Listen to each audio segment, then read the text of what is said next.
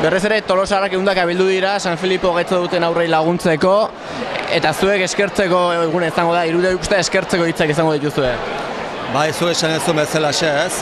Badala urte gauza berinegatik hemen bildu giren, aurten jende mordo bat etorri da, da hemendikan eskerrak eman bilduran jende guztiari, ikastola Laskoreinako zuzendariatik hasita irakasleak eta ikaslei eskerrak laguntza hau ematagatik ez. Azkeneko urte erdian ekintza asko antolatu dira herrian baita inguruan ere, eta zerbait dago balio izan du bentsat aurrera pausu bat eman da, nola dago egoera?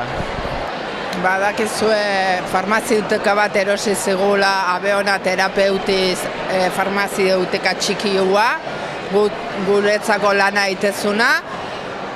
Etorria farmazeutika handi bat, Plasmatech, ere estatu batuetako farmazeutika bat da, eta beraiek esan digute dirue jarri behar duela, fase 3 eta botikain arte aurrea juteko ensaioa konpletatzeko. Aurrera pausua da, nola zaudete zuek animoz, nola ikusten duzu egoera? Hombre, gutzako motxila handi bat kendu dugu gainetik ez. Ez da erresa eskatzen aritu ez, da alde hortatio motxila handi bat kendu dugu, baina oraindik aldapa aurrera birantz, aldapa handia dago ez, filtro asko pasa berra daude eta mitzat aurrera goaz, ez dela gutxi. Zuek eskertu ditzu Tolosarrei, jendea parte hartu du, nola ikusten duzu egoera aurrerantzean herritarrekiko?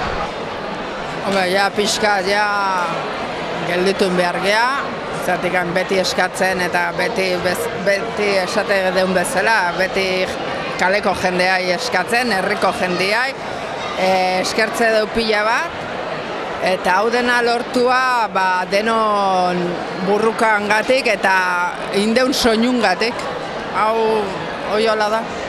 Bai, nahikoa da, eske ja Tolosarra laster bialduko dute etxeti, porque hemen biztale oso gutxi geha, azkeneko urte hau, jendea tope ibili da lanen, eta ustez Tolosa nahikoa dela, ez? Nahikoa izango da, eskerra denai eta dena jakiteko denon gauza izan dela, lortu deuna.